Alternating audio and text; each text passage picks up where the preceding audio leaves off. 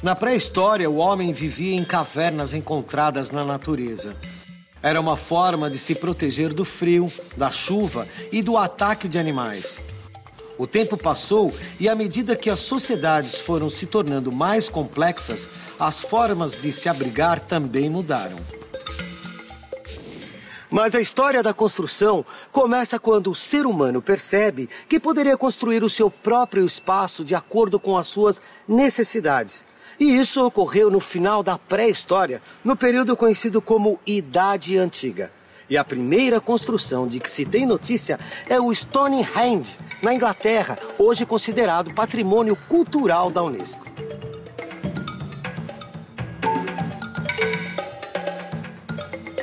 Stonehenge é um marco pela sua monumentalidade, é um marco pela dimensão das peças que compõem aqueles 2 círculos concêntricos, né? Cada 3 peças, né? Há 2 verticais e uma horizontal.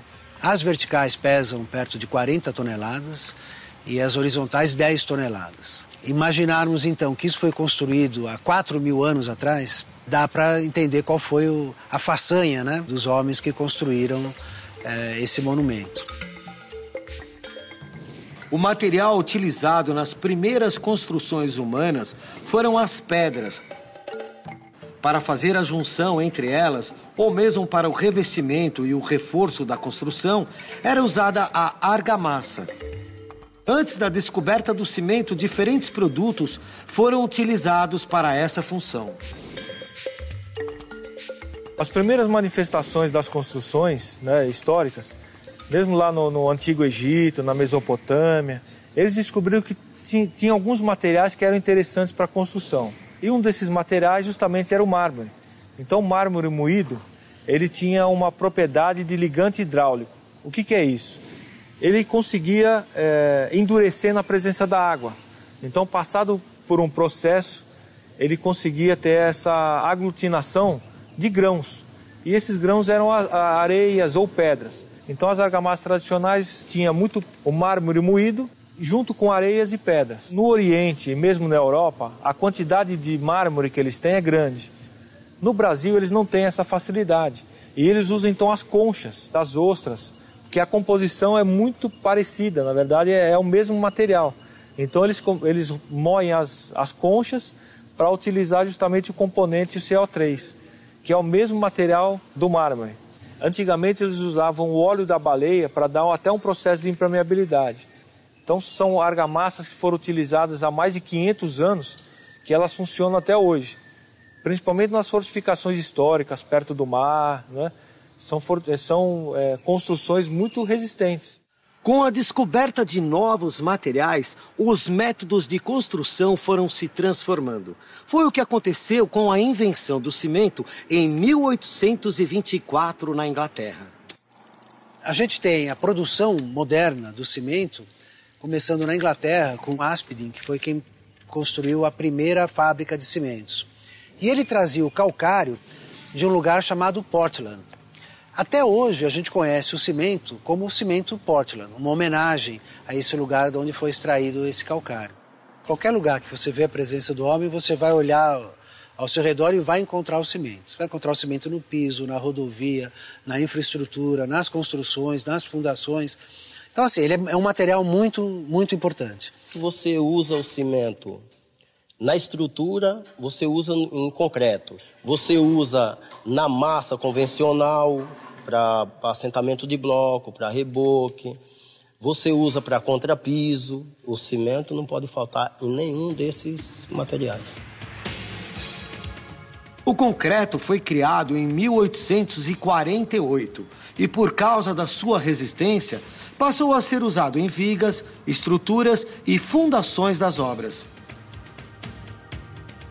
O concreto, na verdade, é o ligante hidráulico, que é o cimento, e mais os agregados, tanto a areia quanto a pedra. Então, o concreto, por ter essa composição dos agregados finos e os agregados grossos, que são as pedras, e a areia, junto com o cimento, ele tem uma resistência muito grande.